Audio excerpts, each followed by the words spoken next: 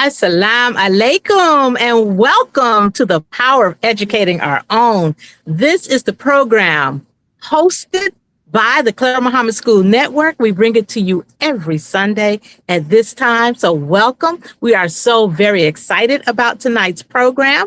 And I have with me tonight as my co-host, Patricia Salahuddin, welcome everyone. It is so wonderful to be back with you tonight. Alhamdulillah.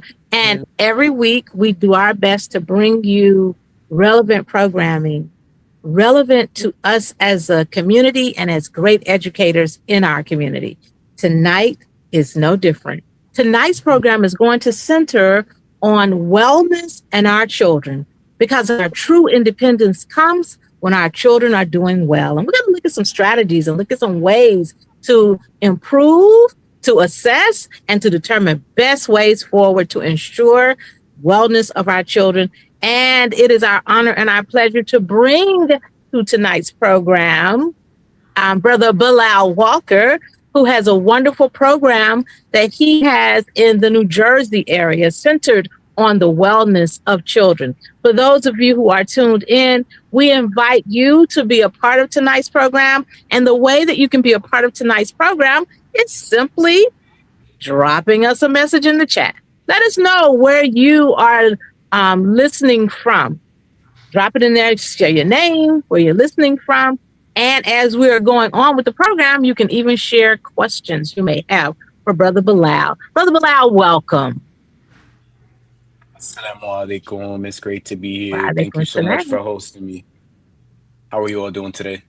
Alhamdulillah. So happy to have you. So I'm very excited about tonight's program. And I'd love to begin simply by helping our audience to get to know who you are and what are you doing here? Why are you here with us tonight? So, thank you all for having me. My name is Bilal Walker. I'm a community advocate and educator here from the city of Newark, New Jersey. I'm here to talk to you all about the importance of building relationships with your family and connecting outdoors. So it's really refreshing to join you all today. I'm sure everyone's traveling from all over the country for the time to be grateful. So wishing everyone, praying for everyone's safe travels, inshallah, as they return home. Alhamdulillah.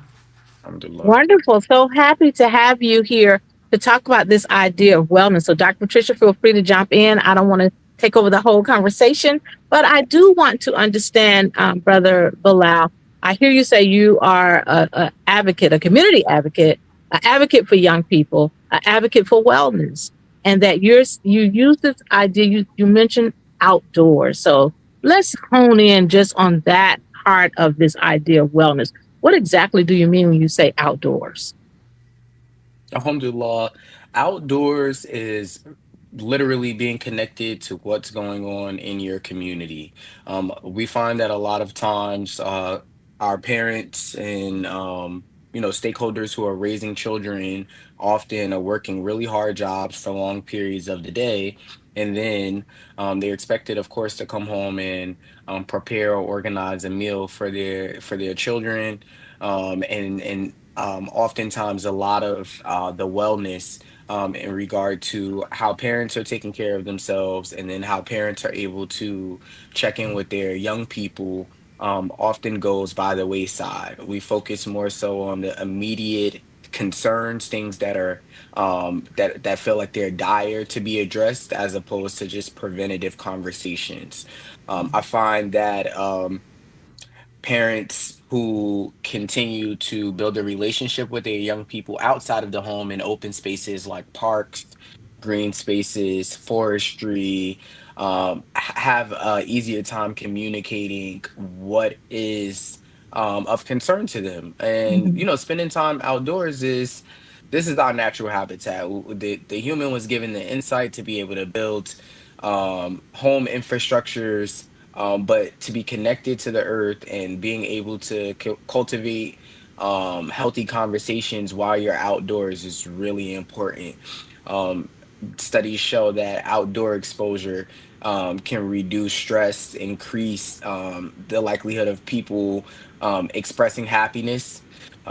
just from their recreation that they're engaging in outdoors. So I advocate for parents to not only build in time to have meaningful relationships with their young people through conversation, but taking these conversations outdoor. Let's talk about what's going on or what's your interest in graduating high school on a walk around the park.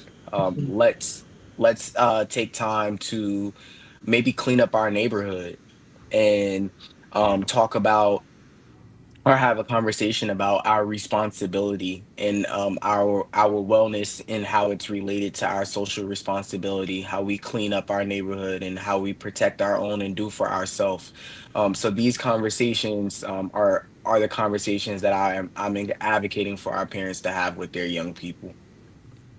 Brother Bilal, in your organization, what kind of things do you do to help and in terms of advocating? What kind of things do you do for parents to encourage them to take their children outside and to do have those conversations outside? What kind of things do you do for the community? So a few things that I do for the community in conjunction with community, of course. I'm sorry, one second.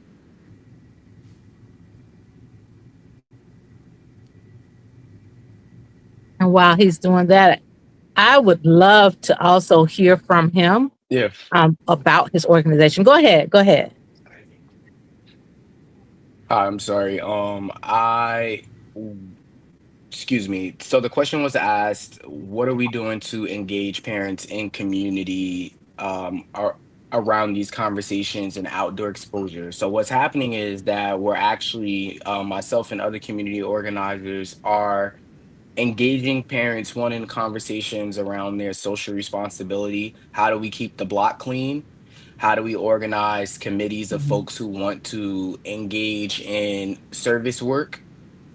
And so we start with the parent. We're starting with the young person's stakeholders and empowering them to see these conversations and these activities that happen outdoor as things that should be regularly happening. They shouldn't be things that are punishments. These aren't things that you do because you got in trouble. We have conversations regularly while we're walking outdoor for a brisk walk, while we're maybe visiting a farm during the fall time, getting your young person to visit a community garden and you visiting that community garden and having a conversation about their health and wellness as if on a physical or physiological level is where we start, is getting people outdoors first. You got to actually be outdoors, and the parents sometimes we start with them because they're often harder to get outdoors. They're often busier. They have concurrent responsibilities, and maybe they're even um physically challenged to do some of these things. So we try to meet people where they at, and a lot of that is just like, let's just have conversations in our community gardens. Let's have conversations on our walks around our neighborhood when we're doing our community cleanups, and make it a norm that we don't always have to be inside, and that wellness, a part of our wellness is recognizing we need outdoor exposure. That's an amazing concept that you have there.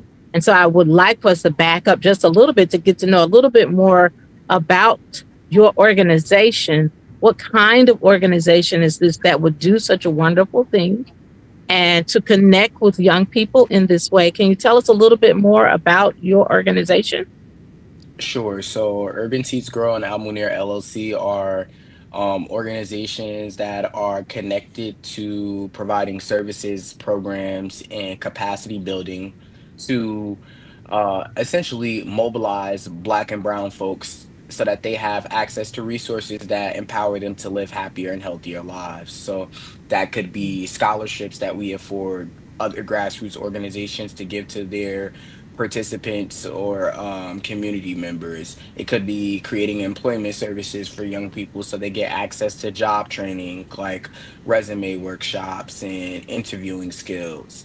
And some of it also looks like taking the responsibility of urban gardens and green spaces and growing food for the community and distributing that food throughout the neighborhood and creating those jobs for those individuals within that neighborhood, teaching them how to grow food, how to process their food into herbal medicine, and how to cook their food are all facets of the work that's being led here at Urban Seeds Grow in Almonir. Wonderful. And is that only for those who are in the New Jersey area? Is this something you can do virtually? No, so we're currently working on projects, community for projects in multiple states. We're planning to execute some projects in both Detroit and Atlanta. We do most of our work here in the state of New Jersey and New York, and even have consulted on projects in Pennsylvania. So we are always looking to bring on partners and/or organizations that are looking for some technical support so that we could advise them on how to bring some of these projects to life in their own communities. Yeah, that's really wonderful. And I heard you when you talked about the use of the outdoors as one aspect of Yes. what you do, and this idea of unpacking stress and anxiety and using the outdoor space as that space for grounding yourself, for lack of a better word, grounding Right. yourself and connecting with your child and your child connecting with you. And I love all of this. And I hear you talking about also scholarships, opportunity exposure to those kinds of things. I think all of that is good news to Hmm. hear. How would someone like you're saying you're partnering with other cities and states? Is that partnership then something you're still doing in person, or is that a virtual connection that you're making? It's both. And alhamdulillah for that, that I have the feasibility and access to go and visit projects and develop projects that are place-based and people-centered. Being able to connect with people virtually is also a blessing because some of that capacity may not be there all the time. But the coaching resources are available. We just want to make sure that whatever resources we turnkey, people actually go out and outside and actually use them. And Mm, so, that simple block cleanup, that starting your urban garden, we want to see people do these things. So if you're in a state and you have vacant property and you want to understand, or you have property that you own and you want to understand how to build community around your space, we have frameworks to help you raise funds to do outdoor exposure, whether that's growing food or camping or fishing. We can help you identify means to bring those resources together and hopefully get you some funding to do it because a lot of good work is expensive, and I just want to be honest about that doing a good thing a lot of times means spending money out of your own pocket. And so we have some best practices for garnering resources from funders and um, individuals who want to support the work that's being led. This is great news for our schools when we're looking at what kind of Yes. projects can our students get involved in. And when we're looking at, I like what you're saying because our focus tonight, we're centering it on wellness. And so you're saying that using the outdoor as a wellness tool is also an opportunity. And there is funding available to also support us so that we don't have to feel like we have to come out of our pockets. Did I get all that right? Yes, that's correct, and I want to express that wellness is, empowerment and understanding the importance of the empowerment practice, looking at your life, looking at um, the goals you want to actualize in life from a strength-based mindset, believing in Allah, believing that Allah is our Razak. That in and of itself is the empowerment practice that Allah will provide for you, and understanding that he will provide for you already puts you in a mindset to receive more. And so that is the essential to wellness itself is understanding Allah. So cultivating that as a part of your family dynamic is going to be essential to um you know ensuring that wellness isn't something that's talked about but something that's embedded in your Mm, practices and your day-to-day actions. great, great. I heard you mention about the the Quran and connecting with the Quran. How do you get your what kind of things do you do for your parents or the people in the community in regards to Quranic connection and making that connection to the outdoors? Yes, one of the many things that I've done as a public and charter school educator is because I've never taught at Islamic schools, but alhamdulillah, I'm in a state where there are tons of Islamic schools and masjids. So connecting parents and stakeholders to masjids, making sure they understand what is available through the services at the masjid is really important, and that they feel that they have community in the masjid or masjids, because you don't have to only attend one masjid. You can go and get services and be a part of multiple masjid communities. So ensuring that the parents themselves are in a space to feel empowered, and recognize that, hey, like, I need guidance from Allah in order for me to be receptive to how I'm gonna be in a healthy space with my family. A lot of this work has to start with the parent. The wellness is the parent's responsibility to teach the child, and the child must learn to nurture it, by observing the behavior of the parent. And so the outdoor exposure is a means for the young person and the parent to marvel at the creation of Allah, and to seek to understand why they are not only to seek to understand why they are in the place that they are in life, but to make the most of that position and statement, and to make the most of that, to make the most of the life that they have, is essentially them understanding wellness is that there will be ebbs and flows, and there will be moments in our life where things are harder than times when they are easier, but wellness itself is recognizing the duality. So looking for the duality in the night and day. And, we see that the Allah mentions that multiple times to us, and having us reflect on nature in and of itself, through multiple ayah in the Quran. Yeah. So, Wonderful. Sister Quran, our second guest is in the waiting room in the backstage area. Oh, okay. Yes.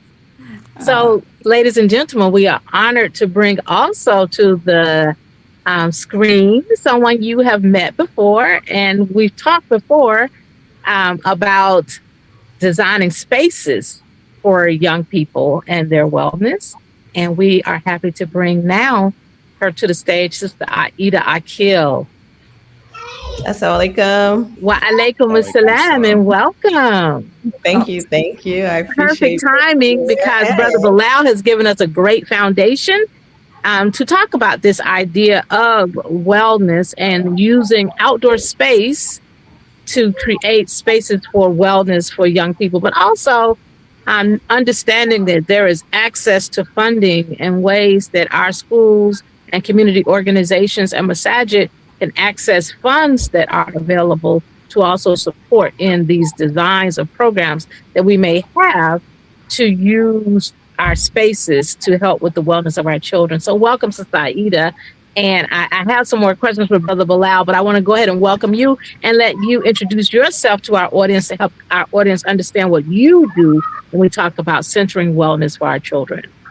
Okay, alhamdulillah. Thank you so much. I was listening to Brother Bilal and him speak about, having outdoors and making sure that's part of wellness. And believe it or not, as far as the interior design goes, I believe you have to bring the outdoors in order to really feel integrated. We don't Mhm. live in caves, so we have to be able to feel as if we're a part of the nature. We spend a lot of time inside. And so we want to make sure that we are, bringing the outdoors in, and that's a part of the wellness. So, alhamdulillah, I'm so happy to be here. Like Sister Quran said, my name is Aida Akil. I'm an interior wellness designer. And the philosophy behind interior wellness is that interior design is more than just what you see, it's a feeling. And so the way that you feel in a space, it can actually impact your physical and mental well-being. And so I look at design as not something that is extra or luxurious. I look at it as something that is necessary for us to feel whole. I think studies say that, humans, the average human, especially in the United States, spends 80% of their time inside. And so whether that be their homes, their schools, their workplaces. And so why not make sure that those spaces that we're spending a vast majority of our life in reflect us, make us feel whole, and are part of wellness in general. Love it. For those who just tuned in, you are watching The Power of Educating Our Own, a program hosted by the Clara Mohammed School Network, a network that includes about 20 schools all over the United States and Bermuda. And we are welcoming you to our program and invite you to drop in the chat where you are watching us from and any questions you may have for our guests. So thank you, Sister Aida, for laying that foundation for us. And when we look at this idea of, I heard what you said about 80% of our time is spent indoors. Yes. And, unfortunately, in today's time, we have more and more of our young people feeling stress, feeling anxiety, and feeling sad and depressed. And so we have the responsibility as the adults in our children's lives to help ground them, to help them to understand how to come out of that feeling and that state of sadness, depression, anxiety, or whatever it is they may be feeling, or even to head it off. Because sometimes just this exposure that you're talking about can head off some of those experiences. So I'm curious to know, I'm going to ask you first, and then Brother Bilal, I would love for you to also chime in with this. What elements for you, Sister Aida, of interior design, such as light, color, layout, and all of that, most supports children's emotional and mental wellness? And then the same thing when we talk about the outdoors, how do we then look at what kinds of things we do outdoors? Where are we going outdoors? And how does that look even for what we're doing? So I'm going to start with you, Sister Aida, and then go to you, Brother Bilal. Yeah, so I think I want to, when it comes to children and designing for spaces, those are some of the funnest spaces I like to design for, just because it allows for imagination, creativity, outside of the box thinking. I think the biggest thing for them is that they feel as if they have a space. They feel like they have some sort of stake, or they're a part of the design process. So as adults, sometimes it can feel really frustrating if they want to put a blue, comforter, and that just doesn't go with your design scheme, right? But it's really important for them to have something. Okay, so even if they're picking out a wall color, or if they pick out the color of their bed, or something interchangeable like pillows or throws, for them to feel as if this space is a part of them, right? I think everybody should have some sort of ownership in their space, even if we're talking about children, right? And so, not to say that, there can be like, this is my space, don't come in type of thing, but that they feel as if their personality, they had a stake in it. They felt like, okay, this is something that I, have. The second part of that is not necessarily a design aspect, but something that is a part of design, which is cleanliness and decluttering. I think that I always say a cluttered space is a cluttered mind. So when children go into a space and it's very cluttered, it's hard for them to kind of get their thoughts, like you're looking at chaos all the time. Like that is what clutter is. So when you're looking at chaos all the time, it's hard for you to really kind of allow your brain to be able to process that, because you're in a constant state of like frustration and stress and anxiety, whether you know it or not, because you're constantly looking at these little things that are cluttered all over the space, and you naturally don't like that. Most people don't like, it's just innately, we don't like that feeling. So we want to make sure that those two aspects when it comes to children and interior design are there. So that's kind of where I'm at with that. Great, thank you, Brother Bilal. Then how does the outdoor wellness experience center on what we do out there, and how does it look? Wow, I think it's uh I think it's multi-layered, as Sister Aida shared. We want to make sure that we're cultivating like waters, greenery, like foliage inside of our home. It just helps with the aeration in general, and again helps us to reflect on on the creation of Allah itself, because we're literally watching things grow. So like I feel that it's really beneficial for young people to watch the evolution of plant life happen. I think it's tons to document, to reflect on, to question. And then I've always been a big proponent of water activity. I know that historically our community has been on two different sides of the spectrum. A lot of times people are black or brown folks are either extremely passionate about our connection to water, or they're not so much. And so you see programs like Outdoor Afro who are creating access to swimming lessons and teaching folks how to interact with the water in a responsible and conscious way is something that I will hold in high regard. So it could be fishing, it could be swimming, it could be canoeing, but I really think for our communities in particular, or either just sitting by the ocean or the river and sitting in deep reflection, I would really say to lift up the presence of like aqua related activities. And then food always is something really important for us to consider. Engaging at a farm, going to a farm, engaging in farm to table eating, growing your own crops or plants. It's I experience that is unlike any other when you watch a young person start from a small seed and then watch their tomato plant grow into something that they can make salsa from. Their minds are blown, and it's not just the young person; it's the parents too. So I would say food, water, and just like yeah, having some type of plant to nurture in your home, I think is really cool. Beautiful. Dr. Patricia, did you have Well, any questions before I go yeah, on? yeah, yeah. Yes, I just wanted to say, ask. We have in our among our schools, included in our schools, we also have Islamic studies schools, and we would also want to encourage our Islamic studies classes and teachers and programs to get involved in the outdoors and gardening and so forth and so on. So how would you what would you and yeah, and when I finish with that, when you answer this one, I have another one for Saida. But how would you engage? What suggestions do you have for Islamic studies schools to get their people outside in the outdoors, gardening even? Yeah, I would say to consider what different Claire Muhammad Schools programs are already doing. This might be something that can be weaved into their science classes. The outdoor exposure can be weaved into really any of your classes itself.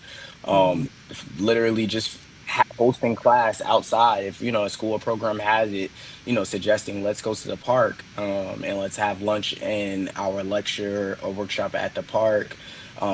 Getting a contact list of the different nature and conservancy programs offered via the state, oftentimes for free, and making sure we continue to lift up the amazing opportunities that lie ahead with field trips. Everyone loves field trips, oftentimes safe for teachers. So like making sure our parents know like, hey, we're hosting a field trip.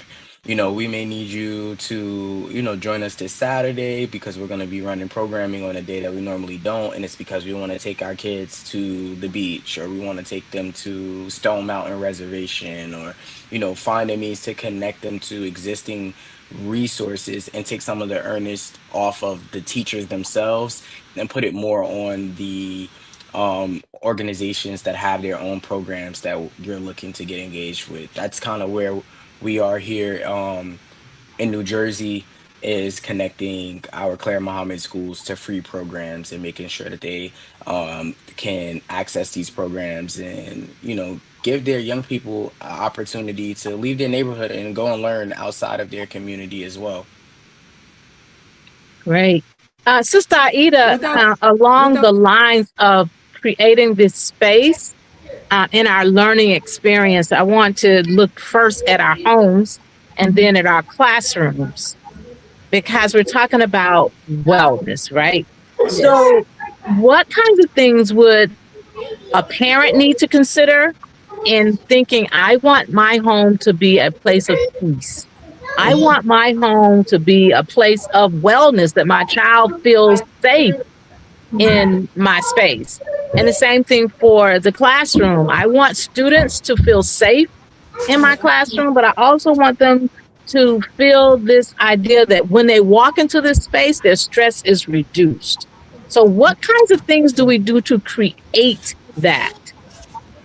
I think it starts with intention. So when you start thinking like, I want this for my home, I want this for my classroom, that's the first step right there, is to actually have that idea. I think a lot of times when people are designing or they're thinking about their home, they're not really thinking about like, how do I want it to feel, right? They're not thinking about that aspect, that they're going to be walking through this house. Like, I want to make sure that it's conducive to function. You know what I mean? I want to make sure it functions well, it's organized well, it reflects us. So I think that there's so many aspects of interior wellness. But like I said, the first thing is we're talking about intention. So when you're thinking about your home, everybody's idea of peace is different. So when you think of your space as being peaceful, that could look like it being very kind of stark. So white walls and, woods and things like that. That might be your idea of peace. Someone else might think of like ocean colors and the beach as something that's peaceful. So then you might want to start bringing in those type of textures and also those type of colors. So it's very personal. That's what I want to stress, that each person's space is very personal, and you can't flip through a magazine and say, aha, there it is. Because that's a showroom, that's meant to be a general space. Your space should be, I should go in your space and understand who you are a little bit without ever knowing you, not in any way. I should understand who you are, by that. So for me, it's that intentionality with making sure that you're asking yourself, how does my family function? My family, I have a family of six. So no, I'm not going to buy a couch that can only sit three. Just little things like that. Just making sure that you are accommodating everyone in the home. I know my children like to color. So I'm going to make sure I have surfaces where I'm not like upset when they bring out the paintbrushes, because that is what your family likes. Why bring that little bit of tension, into your life? Let's have a space, even if that's some small desk, or even if you're bringing out like a little Maida that they can be on the floor with. It's just about going through your day to day and saying, I think the biggest one is, this is how my family functions. This is how I function. These are things that I would like to implement. For Muslims, I implore you to have a dedicated space for prayer. There should be a space that your children know they can go to. This is a space that should be decluttered. This is a space that should remain clean. It should be comfortable, and it should accommodate everyone in the home. This is a space that they can come to kind of recenter, a space where they can always rely on, whether that's in congregational prayer or prayer for themselves. So, like I said, each space is going to be very unique. I think it's just, what do I feel is a space that is peaceful? How do I want to show that peacefulness within my space? Wow, amazing. Brother Bilal, on the same line of thinking, I'm wondering, how can schools, masajid, and community organizations reimagine their outdoor spaces such that they have these spaces that could be classrooms, outdoor classrooms, healing spaces, and places of growth? What does that reimagining could look like? For some reason, you're on mute. We don't hear you. That reimagining looks like dispelling the ideas of what educators are and who they are, and understanding that we have a wealth of educators in our homes who have a ton of knowledge, who want to be lifted up, recognizing that there are folks at the intersections of like justice, in different manners.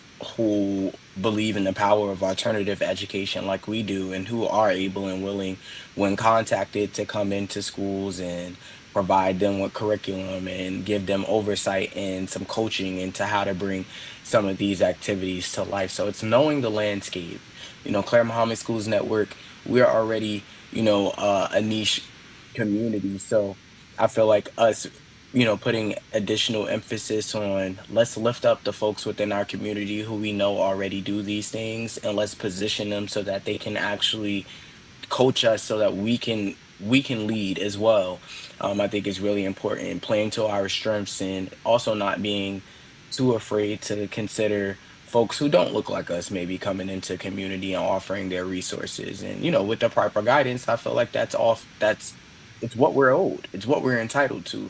These are state resources, if these are local resources, and they're offered by folks who don't look like us, so long as they understand how they need to show up when we need them, I think we should leverage them as much as possible too. So just strengthening the knowledge of who we have at the table, and being open and willing to see, if we don't know who's at the table, who's interested in being at the table, because there's more than enough space for all Mm, of us.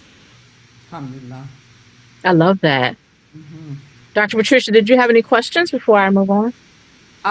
Yes, I just wanted to ask, are there any, Brother Bilal, could you share with us at least one success story, one of those wins that you've had in your work with the community, or with getting people outside, or working with a school, or working with parents? Just give us one of your success stories.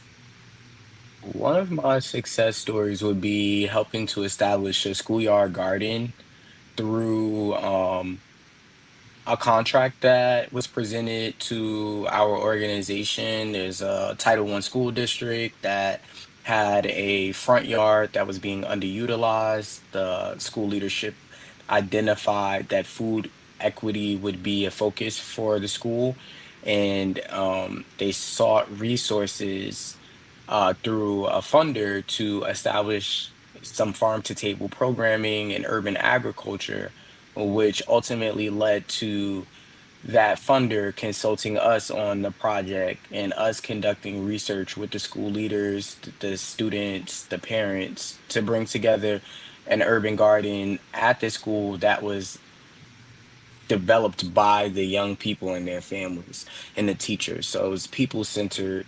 And I just think that was one of the more exciting experiences, because I love to be able to understand what it is that the community really wants. And if I don't know exactly what they want, I want to help them identify what their interests could be. And so that entire process required a lot of fact finding and understanding and relationship building. So I'd say it's a highlight. And I think I would think that the farm is going pretty strong right now. It seems like every time I go over there, it's getting bigger and bigger. So alhamdulillah. Alhamdulillah, thank you. Alhamdulillah. How does growing up in these thoughtfully designed spaces then help children, or influence children to care for themselves and to care for their environment? That's to both of you.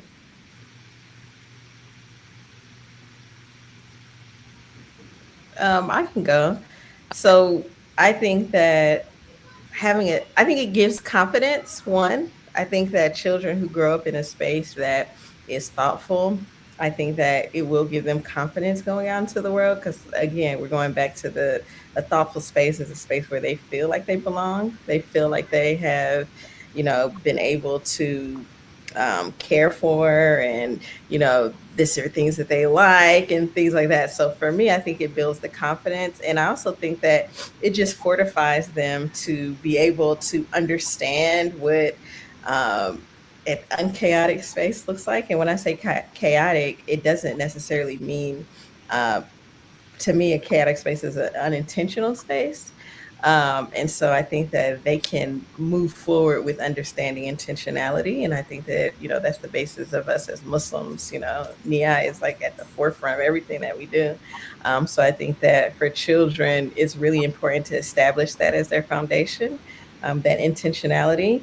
And then just going into, like Brother Bilal was saying, like bringing in plants and affecting your air quality, and making sure that those are factors that they don't have to think about, as they get older, so that they are able to think at the maximum level. So all of those things really factor into children organization, so that they can understand what organization looks like, so they can understand what routines look like. All of those come into what we talk about when we talk about interior wellness. Okay, Brother Bilal, how can these thoughtfully designed spaces influence children's ability to care for themselves and for their environment? So, self, family, community. A young person understanding themselves is going to empower them to be cognizant of their families empowering the young people to see their collective responsibility to the world is like exactly what we're looking for. This circle of energy that never stops. Everyone sees the interconnectivity between self, family, and community. So that model itself for me is essential. I always seek to bring self, family, and community together. And I think that it's not a one vision of it kind of model. It's family, community, self. It's self, family, community. These things are at the intersection of these aspects of our life. Are they're all at intersections and crossroads roads of each other. So we have to pay attention to all of it, and being grounded, like Sister Aida said, and understanding what your intention is going to directly impact how you show up, self, family, and community.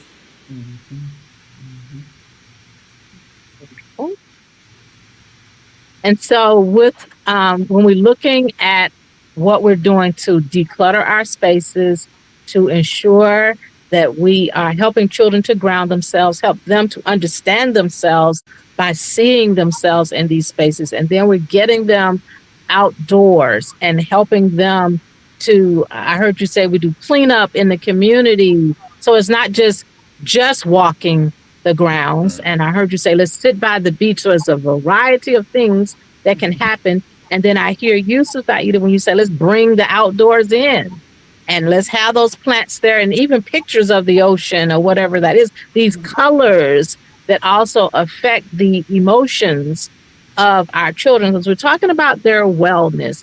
And I think it's important for us to help our listening audience to understand the role that parents play in creating this, or that the teacher play in creating this, that the master plays in creating this. So it's so many things when we start talking about designing our spaces. We're designing our indoor spaces and our outdoor spaces. So how do we help these to work together?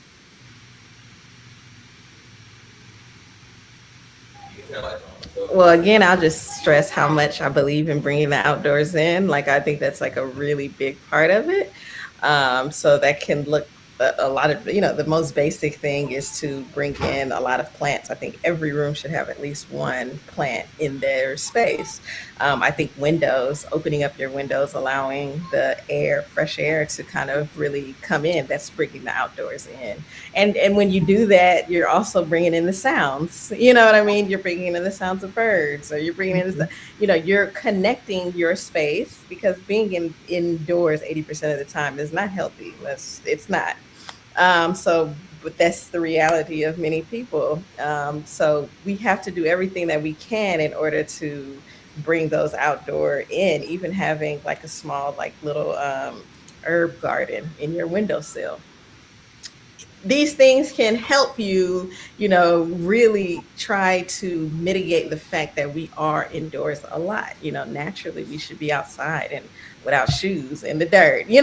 That's truly what grounding is and what we should be trying to do. However, if we're not able to do that, we can still do some things. I love wood. I'm going to have wood pieces in every part of my home. I love wicker. I love to, bring in all of these different type of natural things, because it's also a sensory thing as well. So I'm touching the natural things. I know people have like those salt rocks and all of those different things that they can do in order to bring those indoors, the outdoors indoors. because it's important that we have a symbiotic relationship when it comes to Mhm. the indoor and outdoor. It's not like, well, I'm gonna just, close myself in and do that. No, you have to be able to have those outdoor elements as well within your space. Lighting is really crucial.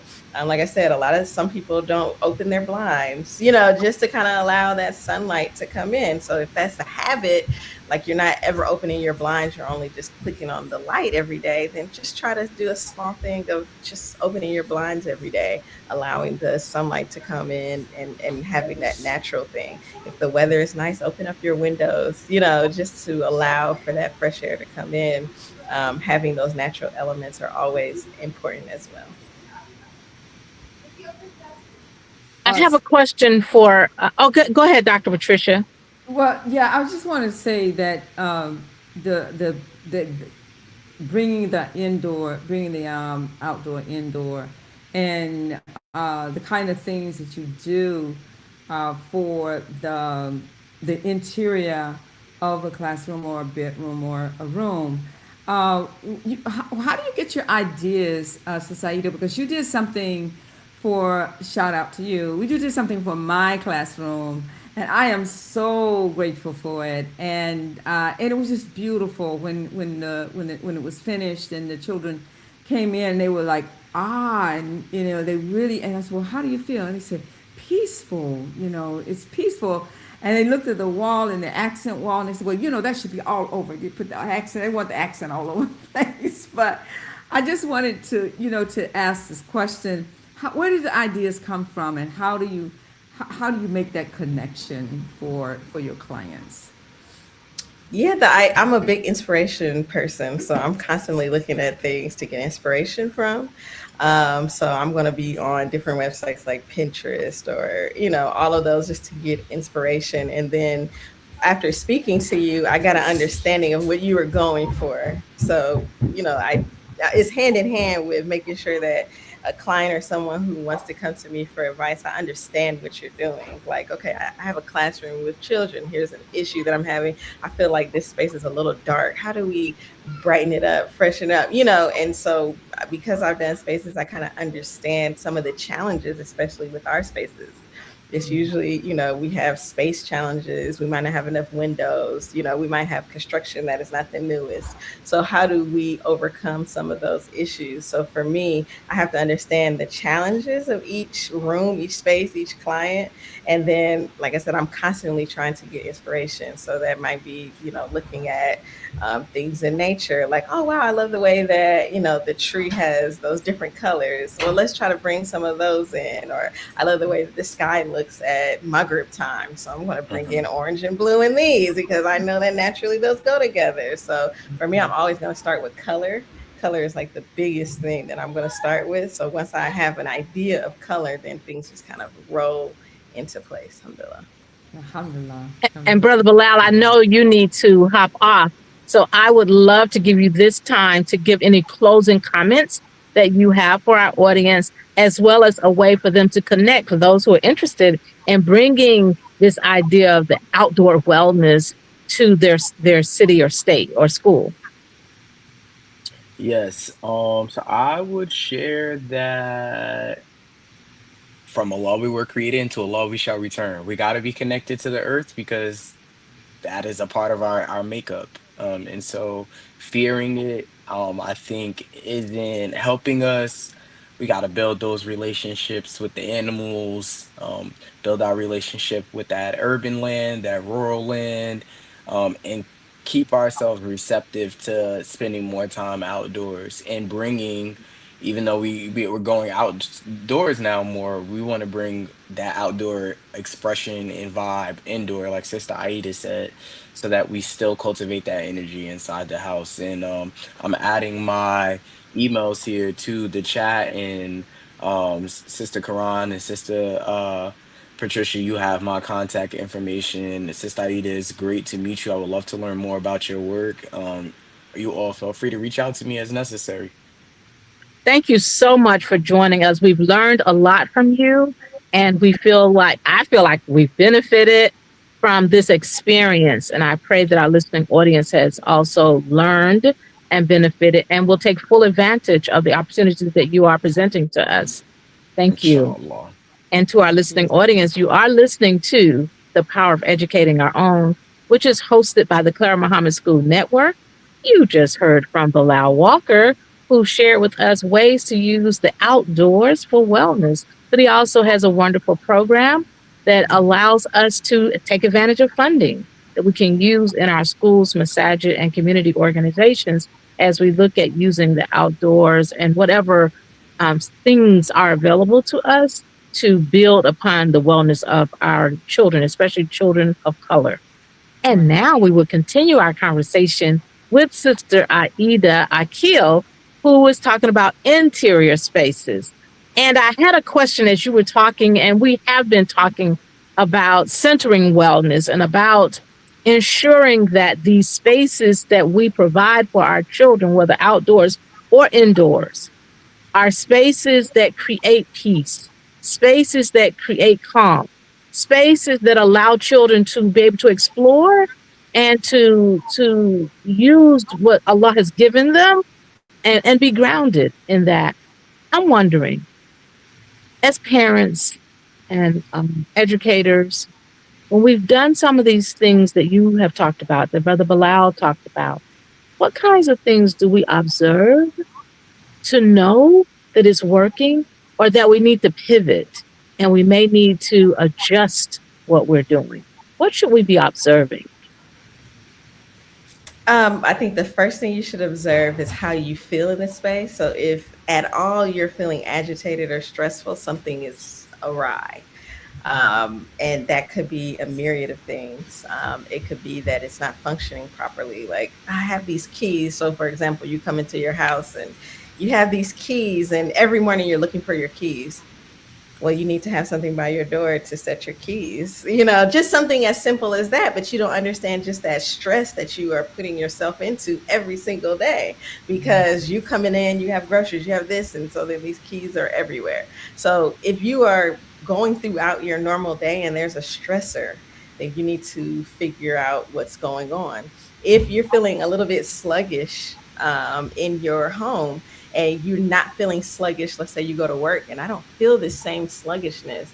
Why do I feel this same sluggishness when I get home? Your air quality might be poor. You might need to Mm, invest in an air filter. You might need to check your air vents to make sure that they are cleaned out and properly done. You might need to make sure you don't have mold or mildew in your spaces. All of these things could potentially make you feel tired or anything like that. If you come in and you're like, man, I really need to paint that wall, and you just haven't done it. Those are little things that are making you feel anxious.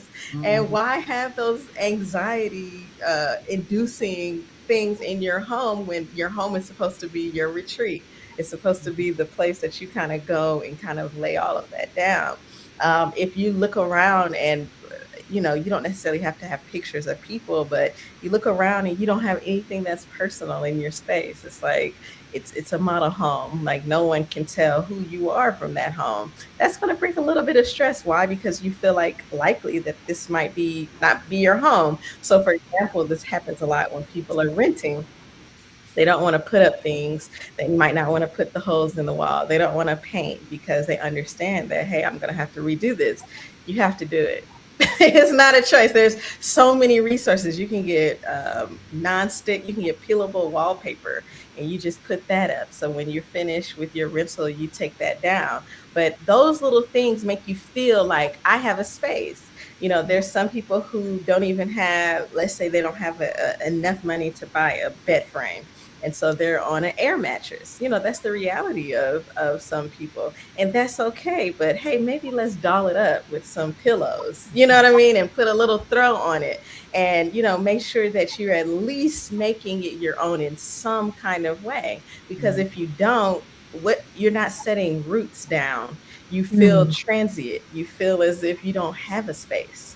Everybody wants to have a space. Everybody wants to feel like this is my space in some kind of way. Even if you're sharing, like many people share spaces with your husband, your kids, your parents. You share spaces, but you at least want to feel like, okay, at some point, this space is mine in some kind of way. So I would implore people to look at it as I have to do these things. These things are necessary for me to be my best self. These things are necessary for my mental and physical wellness. If our air quality is bad, that's affecting our health. If we don't have proper lighting, that's affecting our health, our eyes. When we're reading, you have to have proper light. You have to have things that are fresh and airy, and you have to be able to function in your spaces properly. And so, if we don't have those things, I think that your body will tell you. You'll Hmm. know, you'll feel it. Your stomach might get a little tighter. When you think about going home, you might not feel excited to go home. You might feel like, oh, yeah, I'm going home.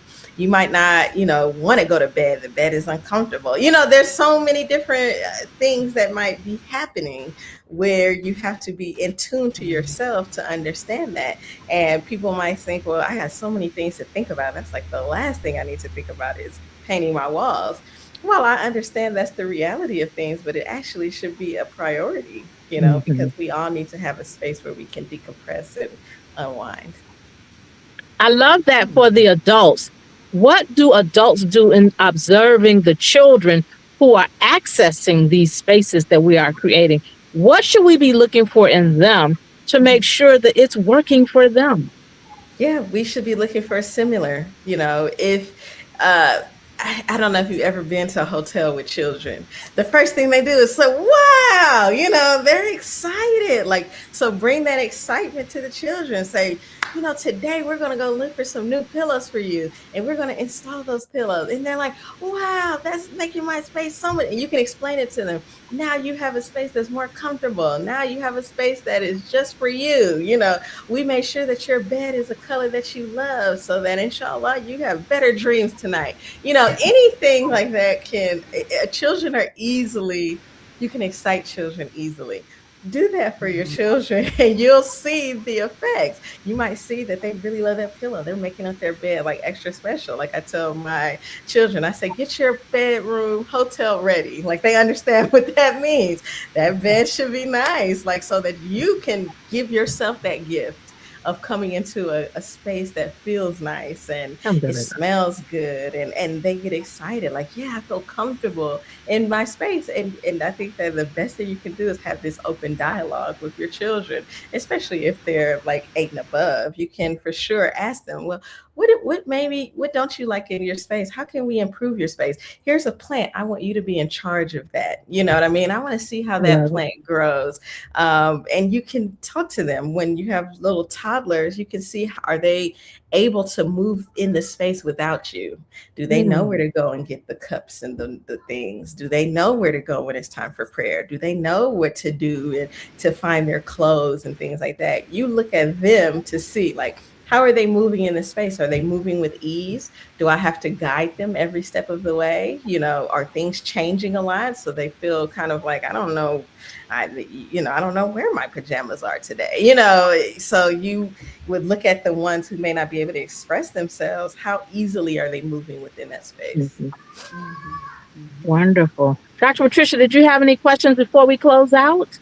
No, no questions. Just wanted to let everyone know that Sister Aida does an excellent job of creating spaces, and she helped me to create a space for my classroom and my Islamic studies class, and the students really enjoyed the colors that she chose for us. And I even went and I looked the colors up, and I saw that the colors was she gave us one color which called Sky High, and Hmm. that color, yes, that color is, it represents the highest level of the sky, which represents the spirituality of the human being. And then the lowest level of the sky represents the material world. But she gave me Sky High, which was the highest level, which was the spiritual world, the spiritual level. And then she gave me Bip side, uptide. And Hmm. uptide represents the ocean. And Hmm. so I have in my colors in my classroom, I have the sky high, which is the sky, and I have the ocean. And Yes. and is so peaceful, and the children really, really like it. And I want to thank you for that. Alhamdulillah, that makes me like feel so good. Honestly, it does. I love hearing just that people are enjoying their spaces, that their spaces were improved. I love that you looked up the names. Like in another life, I feel like I want to be a color name. I want to name colors because I'm so interested in the way that they phrase those colors. Like I said, I get so much inspiration from nature, so I naturally gravitate towards colors that are, easily seen within nature. So it really really makes me feel happy that the space was improved. Alhamdulillah. Yes. Alhamdulillah. And then, Sister Aida, did you have any closing comments before we close out? Just wanted to kind of echo what everyone has been saying. I appreciate. I could talk about interior wellness all day. It's truly a passion of mine, and it's something that I want our community, especially, to really benefit from. I think that people, especially in marketing and things like that, they already understand the big importance that interior wellness has, and they do it to induce more money. Like they want more money. They know if you're coming and you feel comfortable, you're going to spend more, or you're going to stay a little longer. So I want us to think of it as we want our spaces to be inviting. We want our children to grow up in spaces that they feel confident in, and they don't have to go to other institutions to see these well-designed spaces. They have them right here. They have a nice home, not because their home is expensive, but because there was intention put behind their home, and they were considered in their home. So I really appreciate having the platform to be able to discuss this, which is something that I really think is so important. Well, we thank you for joining us and sharing this. And to our listening audience, just a reminder to us that tonight's program was a reminder that wellness is not accidental. It is intentional. It is something we intentionally create for our children through the spaces that we design. So whether it is indoors or outdoors, we have the duty to intentionally look at where our children are stepping into and what that space is creating for them. Are we nurturing their wellness, their well-being mentally, spiritually, and physically? Are we doing that? And we want to make sure that we're doing that intergenerationally. So on all levels of our children, we want to look at what are we doing to design intentional wellness for them. We thank you so much for tuning in to The Power of Educating Our Own, a weekly program, inshallah, every Sunday, right here at this same time. Tell your friends so the next week we'll see you and your friends. Again, thank you for joining us on The Power of Educating Our Own. Until next time, let's continue to work together. Assalamu alaikum. Assalamu alaikum. Wow.